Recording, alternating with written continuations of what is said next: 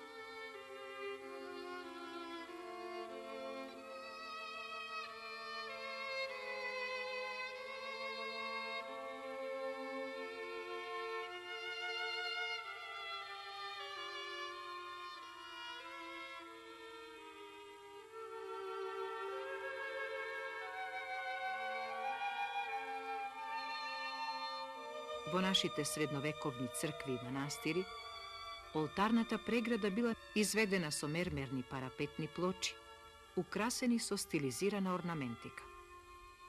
Centralni otvlez bil bez carski dveri, no zato apak bil zatvoren so zavesa.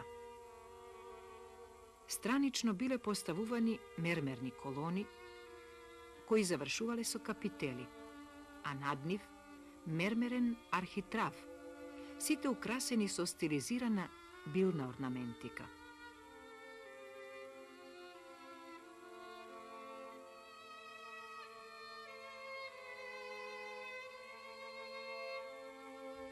Već je vo vtorata polovina na 14. vek imame pojava na carski dveri, kako centralen zatvoren vlez na oltarnata pregrada ikonostasot. Od sevova dođame do zaključok ka razvojni otpad na oltarnata pregrada, podocna ikonostasot, ne odi paralelno so primenata na carskite dveri. Imeno carskite dveri ne bile neophodni, nivgi nema voranite vreminja i podocna, pa zato se srećavaat ikonostasi bez carski dveri. Najstarite carski dveri, koji bile postavuvani na centralni oddel od ikonostasot, bile izrabotuvani od metal i drvo i vo dvata slučaj tije bile pozlatuvani. Vratite bile pravoagolni i so dve krila, dvokrilni. Ukrasot na carskite dveri bil različen. Prva predstava na njiv bila so likovite na četvoricata evangelisti, Mateja, Marko, Jovan i Luka. забележана на минијатурата во ракописот на Националната библиотека во Париз. Таков вид двери не се сочувани.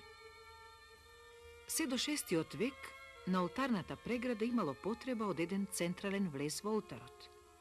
Но од 6 век наваму, кога богослужбата се развила и во проскомидијата, северната страна од олтарниот простор, комуникацијата од наосот, централен дел од црквата, била директно врзана со посебен влез на северната страна на олтарната преграда. Во 12 век царските двери биле украсувани со изведба на иконопис од страна на зографите, со представа на Благовештението, Богородица и Архангел Гаврил. Веќе во 13 и 14 век имаме повеќе податоци за царските двери, илустрирани на фреските и минијатурите, а исто така и сочувани метални двери, особено во Русија, работени во бронза. Кај византиските примероци и кај нас. Украсот на царските двери бил со представата на Благовештението.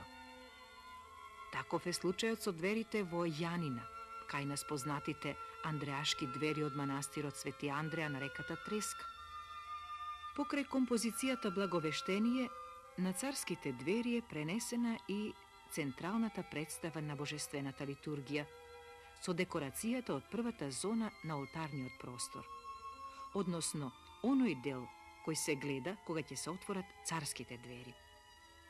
Тоа се Свети Јован Златоуст, Свети Василије Велики, Свети Јован Богослов, Свети Кирил Александриски и други, облечени со архиерејски одежди, бели фелони со мноштво црни крстови, а во рацете држат отворени папируси.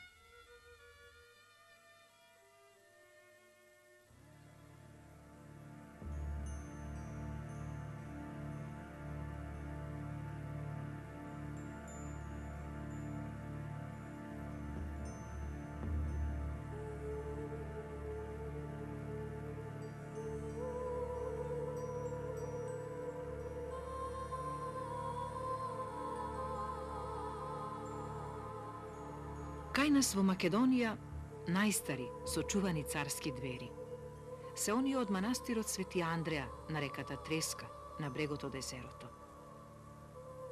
Однесени се во Белград некаде по Првата светска војна и се чуваат во Народниот музеј во Белград. Се смета дека се од крајот на 14 век, кога била завршена манастирската црква во 1389 година. Изработени се во плиток релјеф, со илустрација на Благовештението. На едното крило, во цел раст, е представена Богородица, а на другото, исто така во цел раст, Архангел Гаврил. Богородица е свртена кон Архангелот со благо наклонета глава и смирен поглед. Во спуштената лева рака држи вретено. Архангел Гаврил е прикажан како достоинствено и придувана Богородица, да ја соопшти благата вест, дека ќе го роди Божиот син. Андреашките двери првобитно биле обоени. Фонот бил изведен во темносина боја, а фигурите во различни бои.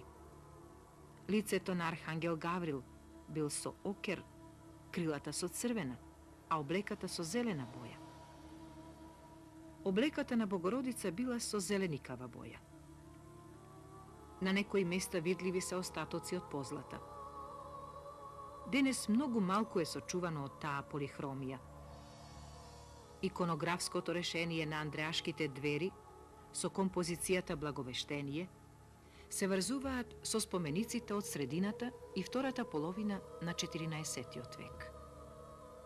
Имаат сличности со познатиот триптих од Трст, но да не одиме толку далеку, кога можеме да најдеме многу допирни решенија и сличности со царски двери од Шишевскиот и Марковиот манастир, од илустрациите на Богородичниот акатист. Кај андреашките царски двери, фигурите на Богородица и Архангел Гаврил се со издолжени форми, so elegancija na vitite tela i so smireni dviženja. Takviот приказ на дверите ќе биде не само тенденција, туку и карактеристика на сваќањата на творештвото на нашата средновековна уметност во втората половина на 14 век. За Андреашките двери истражувачите ќе речат: овие двери се последни и се најрафинираниот оцјај на нашата фигуративна пластика од средниот век.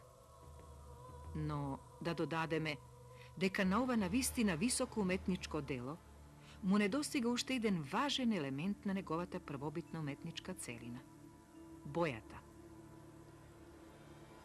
Андреашките двери се потврда за нашата средновековна скулптура во дрво, која е на исто рамниште со средновековното ѕидно сликарство и архитектура. Во 15 век концепцијата на украсувањето на царските двери битно се менува за разлика од претходните периоди и Андреашките двери од 14 век. Композицијата Благовештение не е веќе доминантна и поставена по сета површина на двете крила, туку зазема само мал дел од вкупната декорација. Фигурите на Богородица и Архангел Гаврил се сместени во правоаголни полиња, во вид на икони, а изведени во плиток релјеф.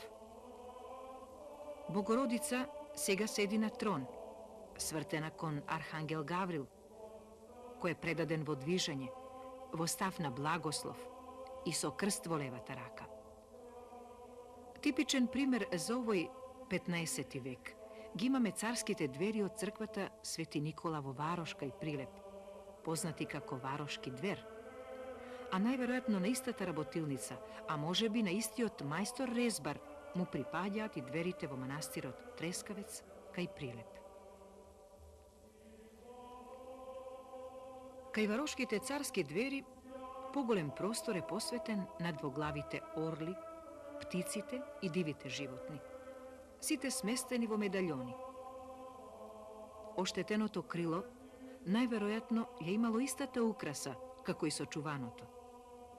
Наоколу дверите е изведена плетеница, а во најгорниот дел е представена за прв пат кај нас Давидовата звезда, што се доведува во врска со желбата Давидова да изгради храм во знак на благодарност кон Бога.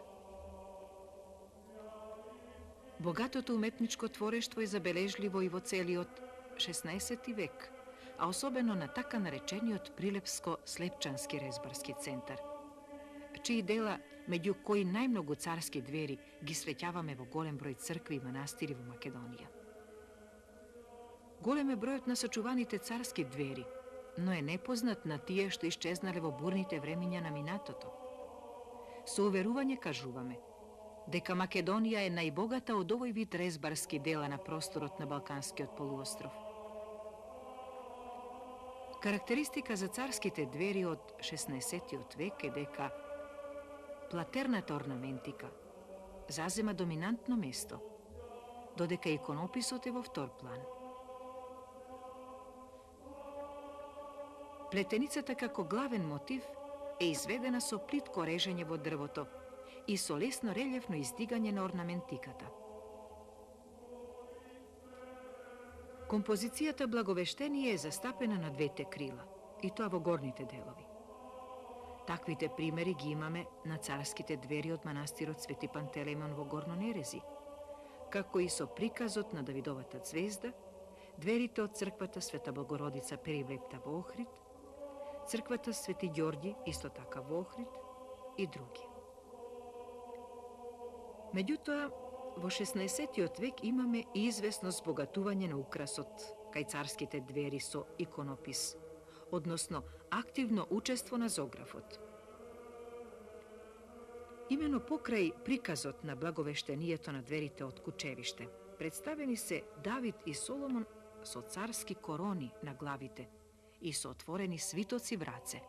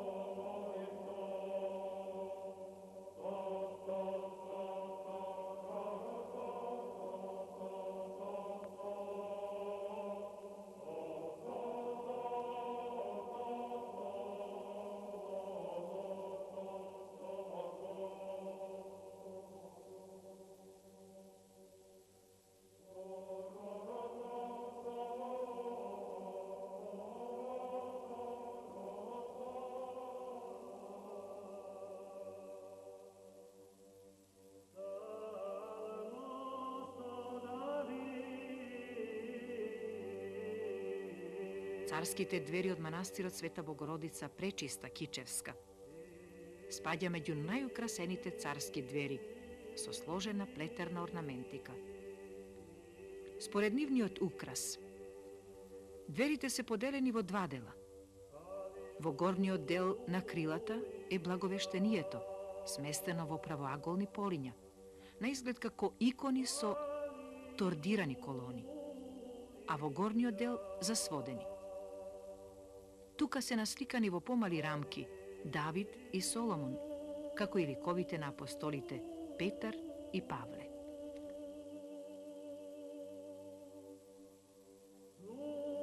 Додека во 16-тиот век на царските двери доминираше Давидовата звезда, во 17-тиот и 18-тиот век ќе бидат сликани во иконопис од зоографите ликовите на Давид и Соломон како заслужни цареви кои го изградија храмот Божји. Во ова време, во долната половина од дверите, исклучиво доминира плитко и сложено изведената плетеница со ретко забележлив цвет од крин, како и појава на два цвета во засводениот дел од дверите. Ова е навестување дека ќе се напушта стилизираната орнаментика и ќе се стреми кон реалистички мотиви, што ќе доминираат во наредниот 18 век со појавата на виновата лоза, гроздовите и птиците. Царските двери од Пречиста Кичевска даваат впечаток дека се работени во бронза. Тие се позлатени и припаѓаат на Прилепско-Слепчанската група резбарски дела.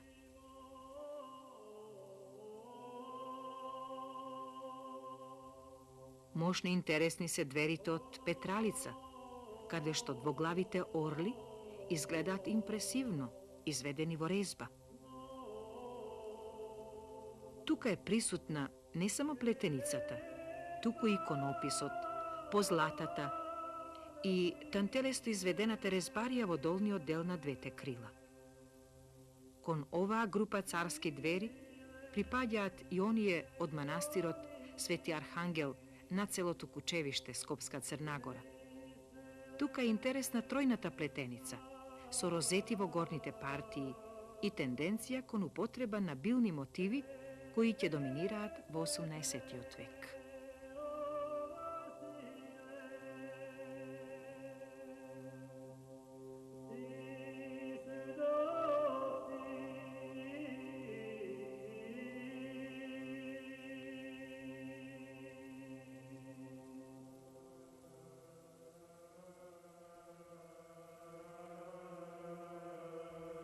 Уште во првата деценија на 18-тиот век, традиционалното резбарско творештво продолжило кај нас во Македонија, без друго под силно влијание на Света Гора. Тогаш Света Гора, со своите многобројни манастири, станала главен центар на сакралната резба. Во литературата се познати доста имиња на монаси кои биле автори на познати резбарски дела. Иконостаси, владички столови и слично.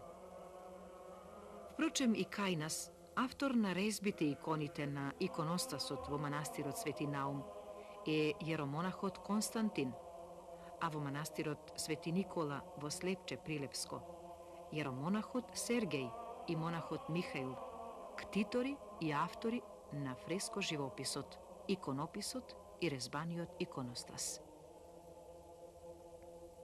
Тие во повеќето случаи доаѓале од Света Гора и во своите материјални и финансиски можности подигале манастирски цркви, ги живописувале и резбареле предметите за внатрешната украса на црквите.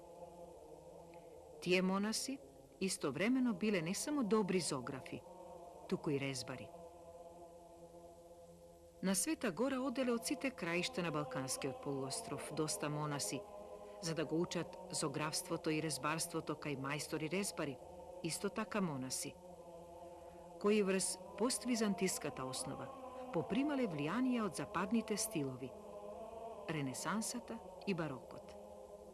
На тој начин, на Света Гора резбарството зема силен замав и се шири во соседните православни земји, каде што прима своји специфични особини.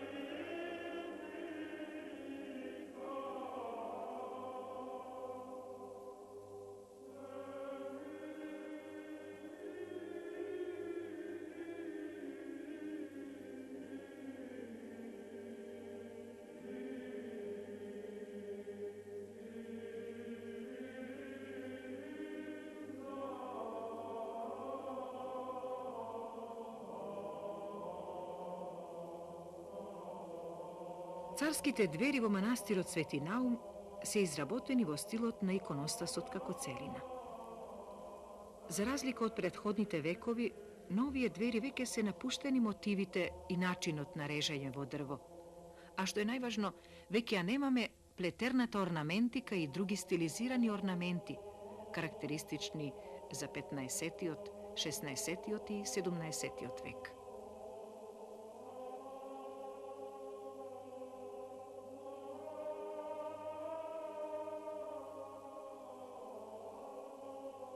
Сега, во 18-тиот век, украсата е сосема поинаква.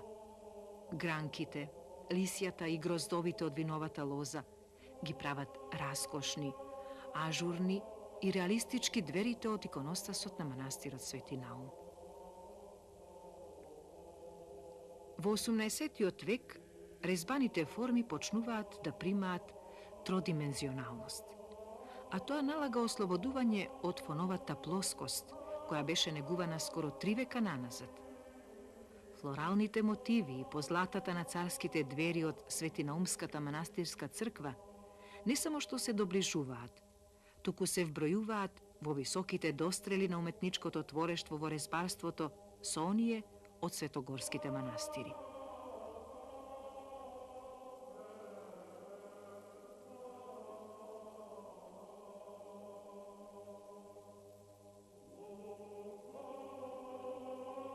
Што се однесува до иконописната украса на царските двери во манастирот Свети Наум, покрај утврдените и досега застапени иконографски решенија, овде се илустрирани и 4 архиереи од божествената литургија, пренесени од олтарната конха на царските двери од иконостасот.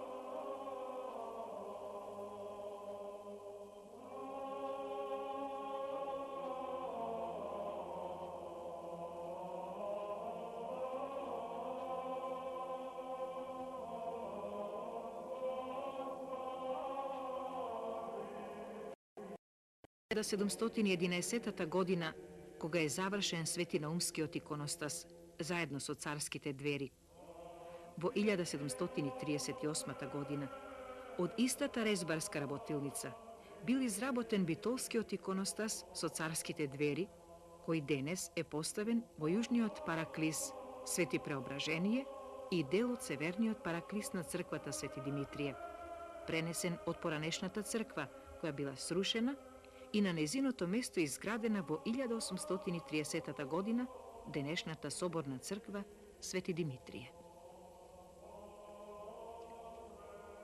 Иконографските решенија, како и украсните мотиви, се скоро идентични со царските двери од манастирот Свети Наум, со исклучок на 2 птици што се застапени овде на битолските двери.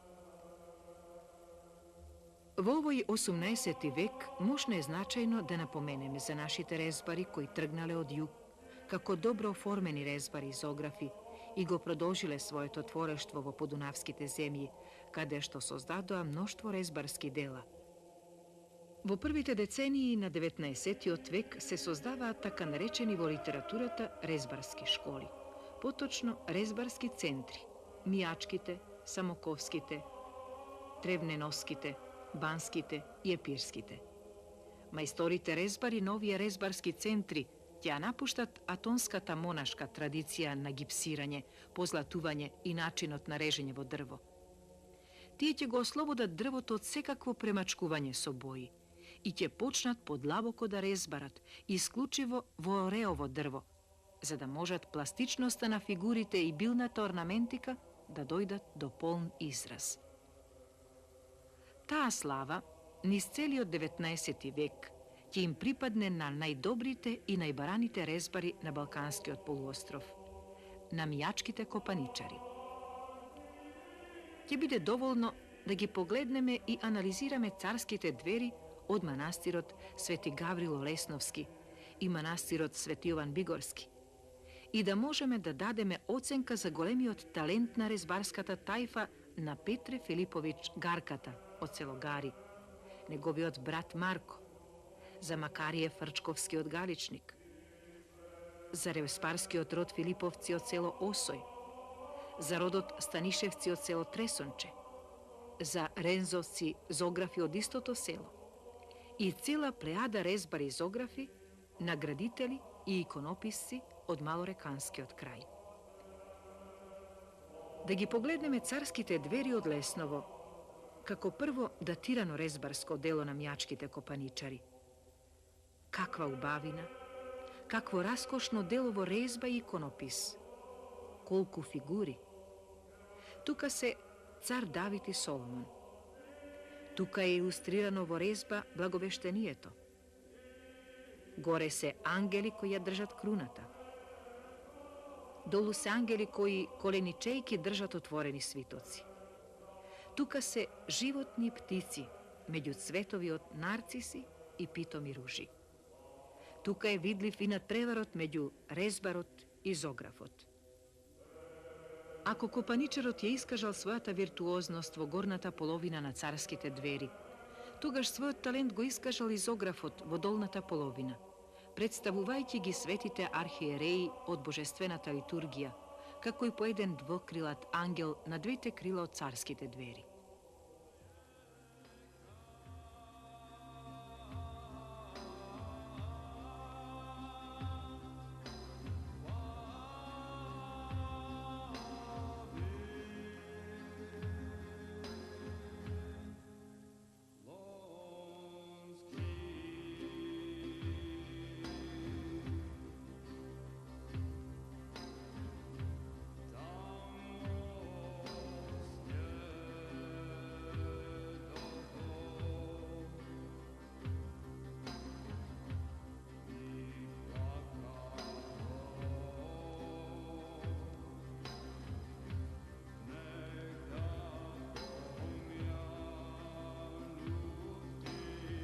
Царските двери во манастирот Бигорски се кулминација во творештвото на мјачките резбари во 19. век. Тие представуваат само фрагмент од монументалниот иконостас кој стана врвно дело на мјачките копаничари. Застапеноста на човечката фигура во многобројните сцени и композиции од Стариот и Новиот Завет го направија Бигорски недостижен и неповторлив за сите други резбари кои работеа на просторот на Балканскиот полуостров во сиот 19. век. Само еден пример. Каква разлика меѓу мјаците и епирците, од кои првите се автори на лесновските и бигорските царски двери, а вторите автори на царските двери во Битолската црква Свети Димитрije.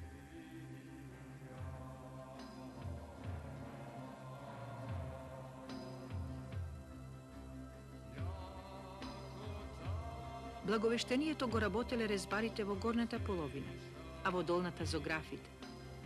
На средината од дверите се ангели.